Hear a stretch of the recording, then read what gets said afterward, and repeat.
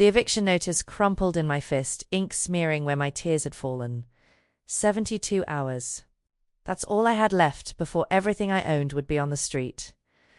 I pressed my forehead against the cold marble countertop of the Santoro estate kitchen, trying to muffle the sob clawing its way up my throat.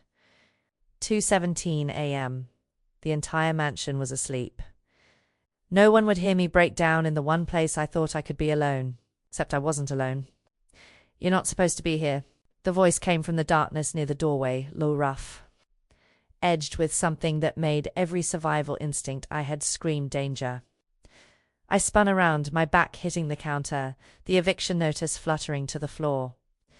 Luca Santoro stood in the shadows, dressed in black pants and an unbuttoned white shirt that revealed a chest marked with scars I'd only glimpsed from a distance. His dark hair was disheveled, like he'd been running his hands through it. And his eyes, God, his eyes tracked over me with an intensity that made me feel stripped bare. "I'm sorry, Mr. Santoro." My voice came out broken, raw. I couldn't sleep. "Didn't mean to disturb, you're crying." He moved into the light, and I saw what I'd missed before. The gun holstered at his hip. The dried blood on his knuckles. The cold calculation in his expression that said he was deciding whether I was a threat. In my kitchen, at 2 a.m, I wiped at my face, uselessly. Tears kept coming. Months of holding everything together finally crashing down in front of the one man I couldn't afford to show weakness to. I was Margaret's assistant, the estate manager who ran this household with military precision. I was supposed to be invisible, efficient, forgettable. I wasn't supposed to exist at all. "I'll go." I moved toward the service exit, but he shifted, blocking my path without seeming to move at all. Suddenly he was closer, close enough that I could smell expensive cologne mixed with whiskey and something metallic that made my stomach turn. "I asked you a question." His hand shot out, catching my chin, forcing my face up to the light. His touch was firm but not painful, possessive in a way that made my breath catch. "Who made you cry, Piccola?" The endearment little one should have sounded mocking. Instead it felt like a caress. "No one," I whispered. "It's nothing. Just life." His eyes narrowed. That's when he saw it. The eviction notice on the floor between us. Before I could stop him, he released me and picked it up, reading it with an expression that grew darker with each line. 72 hours. His voice was soft, deadly. "And your landlord is Vincent Moretti." I nodded, hugging myself against the cold that had nothing to do with the air conditioning. "He's one of mine," Luca said, still staring at the paper. "Works protection for the East Side operations." His eyes lifted to mine. "Did he touch you?" "What?" "No. I lost my second job last month, and I got behind on rent." And he said, "What did he say?" The command in his voice made me answer before I could think better of it. That if I couldn't pay, there were other ways to settle the debt. The temperature in the kitchen dropped 10 degrees. Luca moved so close I had to tilt my head back to maintain eye contact. His hand came up to cup my face, thumb brushing away a tear with surprising gentleness. But there was nothing gentle in his expression. "Give me his address," he said quietly. "Mr. Santoro." "I can't, Luca." His other hand settled on my hip, keeping me in place. "You'll call me Luca, and you'll give me his address because Vincent Moretti is going to learn what happens when someone threatens what belongs to me." "I don't belong to you," I breathed. His smile was dark, predatory, and absolutely terrifying. "Not yet, Piccola." "But you will." I didn't sleep after Luca dismissed me from the kitchen. How could I? Knowing what he was planning to do to Vincent Moretti. I lay in my cramped room in the staff quarters, staring at water stains on the ceiling, wondering if I'd just gotten a man killed. By 6 a.m. my phone rang. "Miss Chun." An unfamiliar voice, professional, clipped. "This is Robert Castellano from Harborview Property Management. I'm calling regarding your lease at 447 Amsterdam Avenue. There's been an error in our records. Your rent has been paid in full through the end of the year. With our sincere apologies for any confusion." The phone slipped from my numb fingers. 3 hours later, Margaret summoned me to Mr. Santoro's private study, a room I'd only glimpsed while delivering correspondence. My hands trembled as I climbed the marble staircase to the second floor, past oil paintings worth more than I'd earn in a lifetime. The study door was already open. Luca sat behind a massive mahogany desk, dressed now in a perfectly tailored black suit that made him look like a prince from a very dark fairy tale. Morning light streamed through floor-to-ceiling windows, catching on the crystal tumbler of whiskey at his elbow. At 10 in the morning. Sit. He gestured to the leather chair across from him. I obeyed, perching on the edge like a bird ready to flee. Your landlord won't be bothering you again, he said, sliding a black envelope across the polished wood. He's decided to relocate. Somewhere warmer.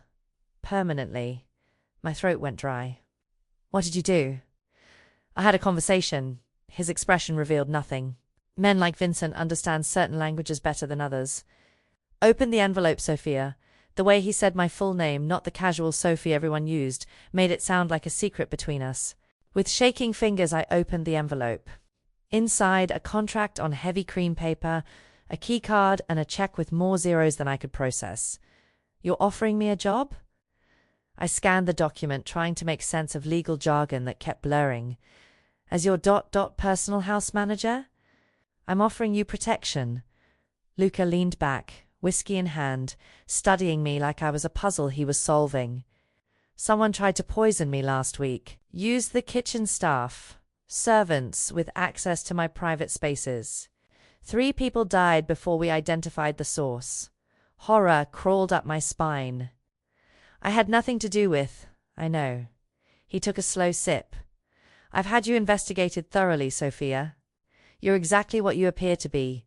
Alone, desperate, invisible. Which makes you perfect. Perfect for what?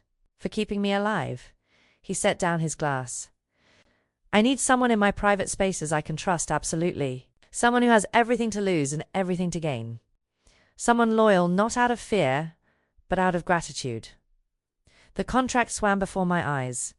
This says I'd live here. In the main house. East wing. Private suite. You'll manage my personal household. My meals, my schedule, my quarters.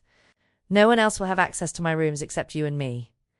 His eyes darkened. And Sophia, if you betray that trust, if you so much as think about harming me, you'll wish Vincent Moretti had been your biggest problem. I should have run. Should have torn up the contract and fled back to my eviction notice life, where at least the dangers were ordinary. Instead, I thought about sleeping in my car, about Vincent's predatory smile, about crying alone in kitchens at 2 a.m. with no one to hear me. Where do I sign? Something flickered across Lucas's face. Satisfaction, possession, maybe even respect. He slid a pen across the desk. I signed my name in 3 places, each stroke feeling like I was writing myself into a story I couldn't control. When I finished, Lucas stood, buttoning his suit jacket with practiced ease. Your things will be moved this afternoon. Marco will brief you on security protocols. And Sophia? I looked up from the contract that had just redefined my entire existence. My bedroom is off limits to everyone. His smile was dark, promising, until I say otherwise. The East Wing suite was larger than my entire former apartment. Cream silk curtains, a bed that could sleep 4, and a bathroom with marble fixtures that probably cost more than my college tuition. My few belongings, a battered suitcase. 3 boxes of books looked pathetic, arranged in the walk-in closet designed for someone with an actual wardrobe. I was unpacking when someone knocked. Come in, I called, expecting housekeeping. Instead, a man entered who looked like he could break me in half without effort. Tall, built like a boxer, with iron-grey hair and eyes that had seen too much. He carried himself with military precision. Marco Tesaro, head of security. He didn't offer his hand. Mr. Santoro wants you briefed before dinner. I set down the book I was holding. Briefed? On how to stay alive? He pulled out a tablet. All business. Rule 1. Never enter Mr. Santoro's bedroom. He'll come to you if you need something. Rule 2. Never ask about business. You hear things, you forget them immediately. Rule 3. Never speak to visitors who arrive after midnight. Acknowledge them, serve them if required, then disappear. My stomach knotted. What kind of visitors arrive after midnight? Marco's expression didn't change. The kind you don't ask about. Rule 4, and this is critical, never be alone with Enzo Santoro. Lucas's cousin, he has access to the house, but he's not to be trusted. He looks at you wrong. You find me immediately. Why would... Because you're under Mr. Santoro's personal protection now, and that makes you valuable. Leverage. Marco's voice dropped. People will try to use you to get to him, some through manipulation, some through force. Enzo falls into both categories. I sank onto the bed, the reality of what I'd signed crashing over me. I'm bait. You're an asset. There's a difference. Marco moved to the window, checking sightlines like he was planning an escape route. But you need to be smart, observant. The staff knows to keep you safe, but they can't be everywhere. And if something happens? He pulled aside his jacket, revealing a gun. Then he handed me a small panic button on a sleek keychain. Press this, and I'm there in 30 seconds. Mr. Santoro is there in 60. The weight of the device in my palm felt like a grenade. Over the next week, I learned the unspoken language of Luca's world, the way conversations stopped when I entered rooms.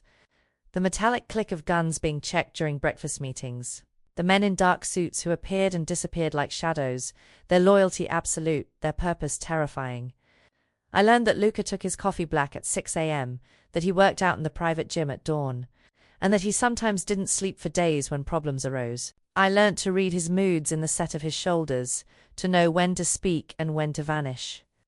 I also learned that every night at 3 a.m., he checked my suite.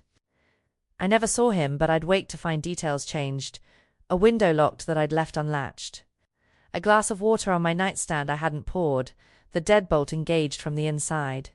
He was watching over me. Obsessively. Then came the night, everything changed. I woke to screaming. Not the scream of surprise or fear, the scream of someone experiencing unimaginable pain. It came from below, from the basement I'd been told was storage. My hands shook as I gripped my sheets, frozen, listening to the muffled sounds of agony that went on for 20 minutes before cutting off abruptly. Silence. At 6 a.m., I looked out my window. There was a new oil stain on the driveway where nothing had been yesterday.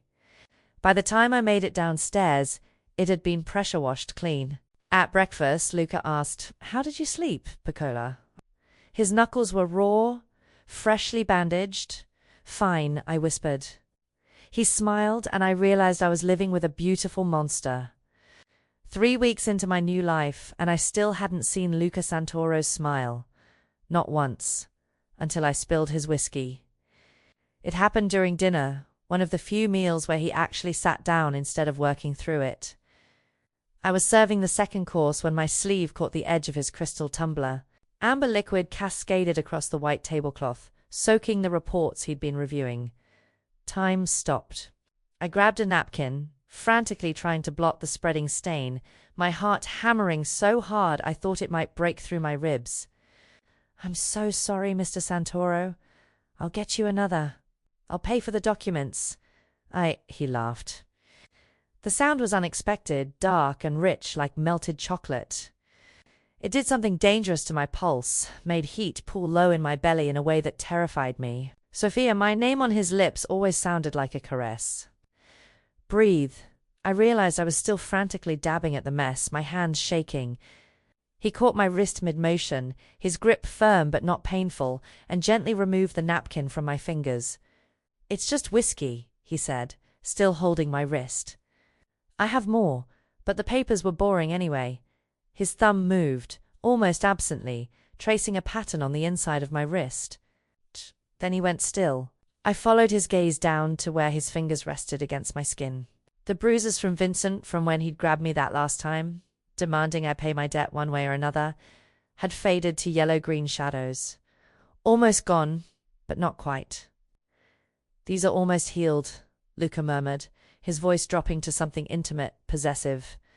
His thumb traced the outline of the largest bruise with careful precision, like he was memorizing its shape. When I found Vincent, they were still purple. My breath caught. You found him? Did you think I'd let him walk away after threatening you? His eyes lifted to mine, dark and unreadable. I don't make idle promises, Pecola. The way he looked at me like I was something precious that someone had dared to damage made my chest tight. No one had ever looked at me like that, like I mattered. Like touching me was a privilege someone had violated. What did you do to him? I whispered. Nothing he didn't deserve. His fingers slid from my wrist down to my palm, a touch that felt like a brand. And less than I wanted to. We stayed like that, his hand holding mine, the spilled whiskey forgotten. I could feel my pulse jumping under his touch, knew he could feel it too. His thumb traced lazy circles in my palm that made it hard to breathe. You've been watching me heal, I said, the realization hitting me. Haven't you? Something flickered in his expression. Not quite vulnerability, but close. I check on you every night. Make sure you're safe, that you're sleeping. His grip tightened fractionally. That no one else is leaving marks on you. The possessiveness in his voice should have scared me. Instead, it made me feel protected for the first time in years. Why? The question escaped before I could stop it. He released my hand slowly, reluctantly, and stood. For a moment, he just looked at me, and I saw something raw in his eyes that he usually kept hidden. Because you're mine to protect now, he said simply. And I take care of what's mine. He left the dining room without another word, leaving me standing there with my heart racing and my palm still burning where he'd touched me. That night, I found a velvet box outside my door. Inside, a diamond bracelet that probably cost more than I'd earned in my entire life, delicate and beautiful. The note underneath was written in Luca's sharp, precise handwriting to hide what others did. Wear it tonight. We have a gala to attend. My hands trembled as I fastened it around my wrist, covering the last traces of Vincent's violence with something infinitely more dangerous, Luca Santoro's claim. The emerald silk clung to my body like a second skin, cut low enough to make me self-conscious and high enough to maintain mystery. I'd never worn anything like it, never imagined I could. The woman staring back from my mirror looked like someone who belonged in Luca's world. She looked like someone worth claiming. Bellissima. Lucas's voice came from my doorway, and I turned to find him watching me with an intensity that made my skin flush. He wore a tuxedo that looked custom-made, every line emphasizing the predator beneath the polish. Perfect. In the car, his hand settled at the small of my back, burning through the thin fabric. Marco drove while 2 additional SUVs flanked us security that made this feel less like a charity event and more like a military operation. This isn't really about charity, is it? I asked quietly. Luca's thumb traced circles against my spine. It's about power, territory, showing the other families that I'm still in control. His hand pressed more firmly, and that what's mine is protected. The hotel ballroom glittered with crystal chandeliers and dangerous men in expensive suits. I recognized faces from news reports, politicians, business moguls, people who smiled for cameras while running empires built on blood. Luca guided me through the crowd with proprietary ease, his hand never leaving my back. People parted for us, their eyes assessing me with curiosity and calculation. I was being evaluated, catalogued, marked as Luca Santoro's latest acquisition. Then I saw her. She moved through the crowd like a shark through water, stunning in a way that seemed almost cruel. Ruby-red dress, dark hair cascading in perfect waves, and eyes that locked onto Luca with naked possession. "Luca, darling?" Her voice dripped honey and venom. She air-kissed his cheeks, completely ignoring me. "It's been too long. You haven't returned my calls. Adriana." Lucas's tone was carefully neutral, but his hand tightened on my waist. "I didn't expect to see you here," Father insisted. Her gaze finally slid to me, taking in every detail with obvious disdain. "Still collecting strays, I see. How charitable of you." The word stray hit like a slap. "This is Sophia Chun," Luca said, his voice dropping to something dangerous. "And you'll show her respect." Adriana laughed, the sound sharp as broken glass. Respect? For your latest pet project? She leaned closer, her smile vicious. Tell me, darling, how long do you think this one will last? A month? 2? Until you get bored and move on to the next broken thing that needs saving. Before I could respond, before I could process the humiliation burning through me, Luca pulled me against his chest. His hand came up to span my throat, not squeezing, but holding me in a gesture that was both protective and claiming. Possessive in a way that made every person watching take notice. Careful, Adriana, his voice was soft, lethal. This one is under my personal protection. And we both know what happens to people who damage my property. The ballroom had gone quiet around us. I could feel dozens of eyes witnessing this moment, understanding the declaration he was making. Property? Adriana's smile faltered. Luca, you can't be serious. She's nobody. Nothing. A servant you've dressed up, and she's mine. The words cut through her protest like a knife. His thumb traced my pulse point, feeling my heart race beneath his touch. Which makes her more valuable than you'll ever be. Now, if you'll excuse us, I'd like to dance with my companion. He guided me away, leaving Adriana standing alone, her face twisted with fury and something that looked like fear. On the dance floor, Luca pulled me close, one hand at my waist, the other still at my throat. You handled that well, he murmured against my ear. I didn't do anything, I whispered, trembling from adrenaline and something darker. Exactly. His lips brushed my temple. But next time someone threatens you, Piccola, you tell me immediately. Understood? In the car ride home, his hand settled on my thigh and stayed there. A brand, a warning to anyone watching.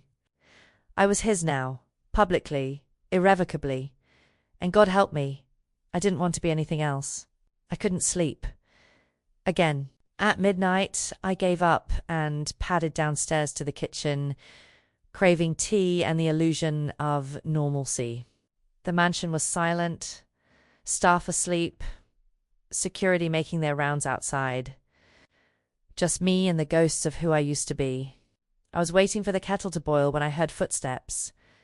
Luca appeared in the doorway, and for the first time since I'd met him, he looked almost human. His tie was gone, shirt unbuttoned at the collar, sleeves rolled up to reveal forearms marked with scars.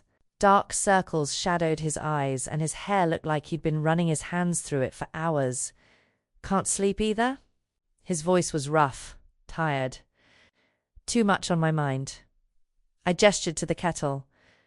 To whiskey. But he crossed to the cabinet anyway, pulling down a second mug. Make it strong. We worked in comfortable silence, me steeping tea, him adding a generous pour of whiskey to both cups. When we sat at the small breakfast table tucked in the corner, it felt surreal, domestic, like we were normal people sharing a quiet moment instead of a crime boss and the woman he'd claimed as property. What keeps you awake? I asked, wrapping my hands around the warm mug. Luca stared into his tea for a long moment. Ghosts, choices, the weight of an empire built on blood. He looked up, and the exhaustion in his eyes made my chest ache. My father was murdered when I was 23. Car bomb outside his favorite restaurant. They never found all the pieces. I'm sorry, I whispered. Don't be. He was brutal.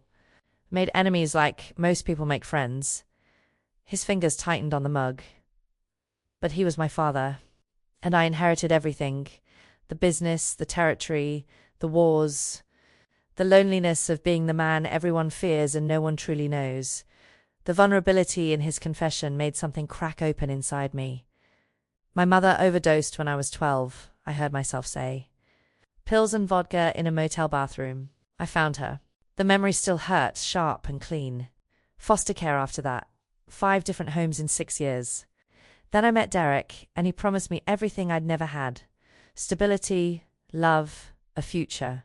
The ex who left the bruises. I nodded. He was charming until I moved in. Then the mask came off. First it was controlling where I went, who I saw. Then it was the yelling. Then ... I touched my wrist unconsciously. Then it was the bruises. Luca's jaw clenched. a muscle ticking beneath his skin. I knew about them, he said quietly. About what he did to you. It's why I made him leave. My breath caught. You said you investigated me.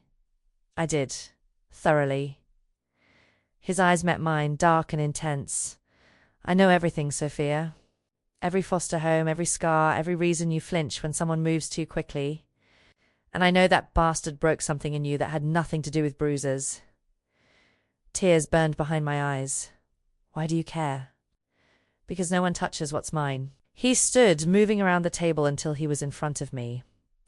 No one hurts you. No one makes you cry. No one puts their hands on you without permission. I'm not yours, I whispered, but it sounded unconvincing even to my own ears. He pulled me to my feet, backing me against the counter with deliberate slowness. His hands bracketed my hips, caging me in, and his eyes searched my face with an intensity that stole my breath. Aren't you Piccola? His voice dropped to something low and dangerous. Then why do you look at me like you're waiting for me to devour you? Why does your pulse race every time I touch you? Why haven't you run? His lips hovered over mine, so close I could taste the whiskey on his breath, feel the heat radiating from his body. Say stop, he murmured. Say it, and I'll walk away. I'll never touch you again. My heart hammered against my ribs. I should say it. Should maintain the fragile boundary between employer and employee, protector and protected. Instead, I gripped his shirt and pulled him closer. The kiss never happened.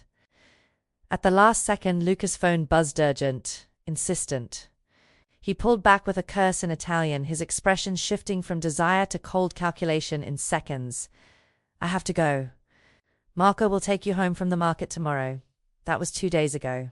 Now I stood outside the specialty grocer Marco had cleared for my safety. Bags of ingredients in hand, waiting for the car that should have been here 10 minutes ago. My phone showed no messages, no missed calls. The black van appeared so suddenly I didn't have time to scream. Rough hands grabbed me from behind, a cloth pressed over my mouth, something chemical that made my vision blur. I struggled, dropping the bags, trying to remember Marco's training, but there were too many of them. The world went dark. I woke to concrete under my cheek and zip ties cutting into my wrists. A warehouse, abandoned, judging by the rust and broken windows. 3 men stood nearby, arguing in low voices. Enzo said, "Keep her alive until Luca. Screw Luca. You see what he did to Vincent? To Adriana's brother? He's out of control. Enzo, Luca's cousin. The one Marco warned me never to be alone with. Fear crystallized into cold clarity. I was leverage, bait to force Luca into surrendering territory, power, maybe his life. And when they were done using me, I'd disappear like the screaming man from the basement. No one was coming to save me. I had to save myself. My fingers found the small knife hidden in my boot, the one Luca had insisted I carry, the one I'd thought was paranoia. Thank God for his paranoia. The youngest guard approached, cocky, careless. "Boss wants to know if you're awake. Luca's got 30 minutes to respond before we start sending him pieces." I moved. The knife slashed across his thigh, not deep, but enough. He screamed, stumbling back, and I used his momentum to roll away, cutting through the zip ties with shaking hands. Training kicked in. Marco's voice in my head. Go for vulnerable points. Eyes, throat, groin. Don't fight fair. Survive. The second guard lunged. I drove my elbow into his throat, heard him choke, then ran for the door. Almost made it. The third one caught me, slammed me against the wall hard enough to rattle my teeth. His hand closed around my throat. "Little bitch, you're going to—" The warehouse door exploded inward. Luca stood in the entrance, backlit by afternoon sun, gun drawn. And the cold fury on his face was the most beautiful thing I'd ever seen. He didn't say a word, just aimed and fired. The man holding me dropped. What happened next was carnage, quick, efficient, brutal. Luca moved through the warehouse like death incarnate, and I understood in that moment why everyone feared him. This wasn't the man who brought me tea at midnight. This was the monster who ruled Boston's underworld. When the shooting stopped, he was at my side, hands shaking as he checked me for injuries. Are you hurt? Sophia, look at me. Are you hurt? I'm okay. My voice came out steadier than I felt. I used the knife. Just like Marco taught me. Something fierce and possessive flashed in his eyes as he took in the scene, the wounded guard. The cut zip ties, the evidence of my fight. You magnificent, deadly creature. He pulled me against his chest, his heart hammering as hard as mine. You're never leaving my sight again. Luca, no. He pulled back, cupping my face with blood-stained hands. You're moving into my bedroom tonight. I'm not letting you out of my sight. Non-negotiable. Luca's bedroom was forbidden territory, the one place in the entire mansion I'd been explicitly told never to enter. Now I stood in the doorway, taking in floor-to-ceiling windows overlooking the city. Dark wood furniture that matched his aesthetic perfectly, and a bed large enough to get lost in. Everything was masculine, controlled, expensive, exactly like him. Your clothes have been moved. He gestured to the walk-in closet, already open to reveal my belongings hanging beside his suits, like we'd been sharing this space for years instead of hours. My heart hammered. Luca, I can stay in my suite. You don't have to. Yes, I do. He turned to face me, and the raw emotion in his eyes stole my breath. I almost lost you today.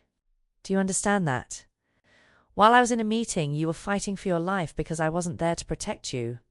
That wasn't your fault. It was Enzo, my cousin. My blood. His hands clenched into fists. And he used you to get to me because he knows he stopped jaw working. Knows what? That you matter. The admission seemed torn from him. That you're not just an employee or an asset. That you've become something I can't afford to lose. The air between us felt charged, dangerous. I should have been terrified. Instead, I moved closer. Where will you sleep? I asked softly. His eyes darkened. Would it bother you if I said here? With you? My pulse jumped.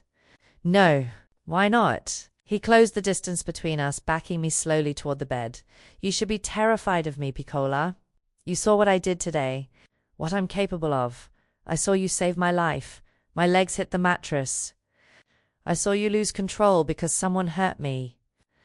I touched his chest, feeling his heart race beneath my palm. I saw someone who cares. Care? His laugh was bitter. What I feel goes far beyond caring. He caught my hand, pressing it harder against his chest. You've gotten under my skin, into my head.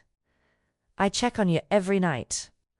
I can't focus in meetings because I'm wondering if you're safe. I want to destroy anyone who looks at you wrong. Luca, I'm obsessed with you, Sophia. His other hand cupped my face. Tell me to stop. Tell me you don't want this, and I'll sleep on the couch. I'll keep my distance. But if you stay silent, quotes his thumb brushed my lower lip. If you don't stop me, I'm going to make you mine in every way that matters. I could feel my pulse racing. Could see the barely controlled desire in his eyes. This was my choice. My decision. He was giving me an out, even as every line of his body screamed possession. I lay back on the bed, never breaking eye contact. I'm not saying stop. Something primal flashed across his face. He followed me down, his weight settling over me in a way that felt protective and consuming. Say it, he growled against my throat. Say you're mine. I'm yours. The words came out breathless as his lips found that sensitive spot below my ear. Luca, I'm mine. His mouth claimed mine, swallowing my gasp. Every breath, every touch, every part of you belongs to me now. That night. I learned that Luca Santoro kissed like he did everything else, with absolute control and devastating thoroughness. I learnt the sounds he made when I touched him, the way his hands trembled when he finally let himself have what he wanted. I learned what it meant to be claimed by a monster who'd decided I was worth protecting. And when morning light filtered through the windows, his arm locked around my waist. I understood that I'd never been safe or more dangerous to him than I was in this moment. No regrets? He murmured against my neck. Not a single one. Enzo's attack wasn't the end. It was the beginning. By the next morning, 3 more families had made moves against Luca's territories. The kidnapping attempt had exposed what everyone suspected. He had a weakness now. Me. I woke to find his side of the bed empty and voices drifting up from downstairs. Angry voices. Demanding voices. Men who'd traveled across the city for an emergency meeting. I should have stayed in the bedroom. Instead, I dressed and went downstairs. The war room, because that's what it was, stripped of any pretense, filled the entire basement level. A massive table dominated the center, surrounded by men I recognized from the gala. Captains, lieutenants, the infrastructure of Luca's empire. Every head turned when I entered. "Sophia," Luca's voice carried a warning. "You don't need to be here." "Yes, she does." Marco spoke from the corner, arms crossed. "She's a target now. She needs to understand the threats. She's a liability," one of the captains growled. "A soft spot we can't afford." Enzo proved that. Luca's expression went cold. "Careful, Antonio, I'm just saying what everyone's thinking." Antonio gestured at me dismissively. "You've made us vulnerable because you couldn't keep it in your—" Luca's gun appeared so fast I barely tracked the movement. He didn't point it at Antonio, just set it on the table with deliberate care. The message was clear. "Sophia stays," he said quietly. "She's mine to protect, which means she needs to understand what she's up against. Anyone have a problem with that?" Silence. I moved to Luca's side, refusing to show fear despite my racing heart. "I want to know." For the next 2 hours, I learned exactly how deep the violence ran. Territory disputes, drug operations, protection rackets, money laundering through legitimate businesses, and the families circling like sharks, sensing blood in the water. "The Morettis are moving on the ports," Marco said, pulling up maps on a digital display. "The Castellanos want the casino operations. And word is the Russians are considering an alliance with whoever takes you out. Let them try." Luca's hand found mine under the table, squeezing once. Reassurance or possession, I couldn't tell. "We fortify the weak points. Double security on all operations. And make it clear, anyone who touches what's mine doesn't just die. Their entire family does. That's going to start a war," another captain warned. "Then we go to war." Luca's voice was absolute. "I'm not negotiating my personal life for territory." Sophia stays. End of discussion. After the meeting, Marco pulled me aside while Luca spoke with his captains. "You held your own in there," he said, something like respect in his voice. "Most people would have run. I'm tired of running." I watched Luca across the room, lethal, beautiful, completely in his element. "He's risking everything for me." "He is." Marco's expression softened slightly. "But you should know you've given him something to fight for, besides power. My father served his father." I watched Luca grow up cold, calculating, alone. "Until you." He paused. "Don't waste that. And don't underestimate what he'll do to keep you." That night, as Luca mapped out defensive strategies on his laptop, I realized something fundamental had shifted. I wasn't horrified by his world anymore. The violence, the moral ambiguity, the constant threat. I was learning to navigate it, learning to survive it, learning to be worthy of the protection he offered. "What are you thinking?" Luca asked, pulling me onto his lap. I looked at the tactical plans spread across the screen, at the gun on his desk, at the man who'd murdered for me without hesitation. "That I'm not afraid anymore," I said honestly. His smile was dark, proud. "Good, because tomorrow we send a message no one will forget." 6 months after Luca found me crying in his kitchen, I stood beside him at the annual Boston Crime Summit, not as his assistant, but as his partner. The woman in the mirror barely resembled the broken girl who'd held an eviction notice with trembling hands. I wore a black dress that hugged every curve, Luca's grandmother's ring on my left hand, and a gun holstered beneath my designer jacket. My hair was styled in an elegant twist, my makeup flawless, my expression calm. I looked like I belonged in this world of beautiful monsters. Because I did. Ready, Piccola? Luca appeared behind me, devastatingly handsome in a tailored suit. His hands settled on my waist, possessive and sure. Always. The summit was held in a private estate outside the city-neutral territory, where the 5 families gathered to negotiate, threaten, and maintain the fragile peace that kept Boston from descending into open warfare. Every major player was there, their security details filling the grounds. Luca and I entered together, his hand at the small of my back. I felt the weight of dozens of eyes assessing, calculating, remembering the girl who'd been kidnapped 6 months ago, and comparing her to the woman who now walked beside their king. Santoro. Richard Moretti approached, his smile sharp. And Miss Chun, or should I say Mrs. Santoro?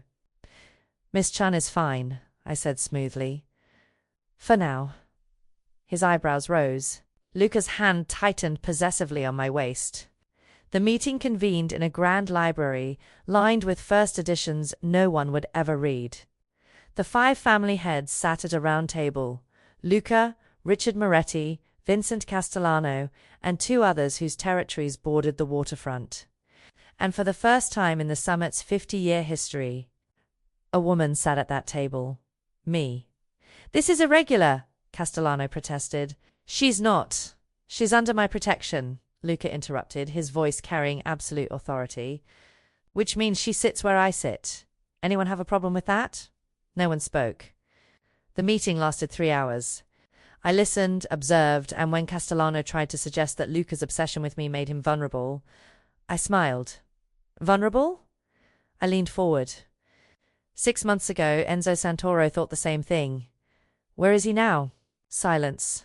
My father ruled through fear, Luca said quietly, his hand finding mine on the table. I rule through loyalty, and anyone who threatens what's mine learns the difference.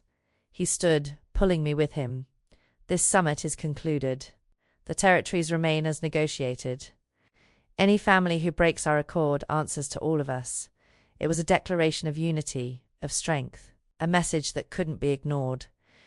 Later, in our suite, Luca pulled me against him, his forehead resting against mine. Regrets? He asked softly.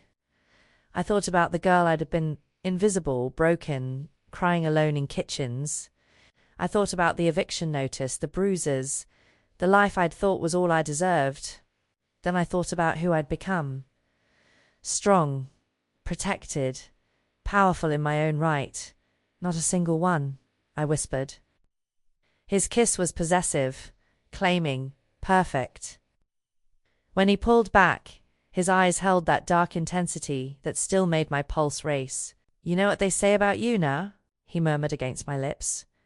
What? That you're the only one allowed in my bed, my heart, my empire. His smile was fierce, proud. That I'd burn this city down before I let anyone touch you. That you've made me both stronger and weaker, and I don't care which is true. And what do you say? That you're mine, Piccola. Forever. Completely. Irrevocably mine. I pulled him closer, sealing that promise with a kiss.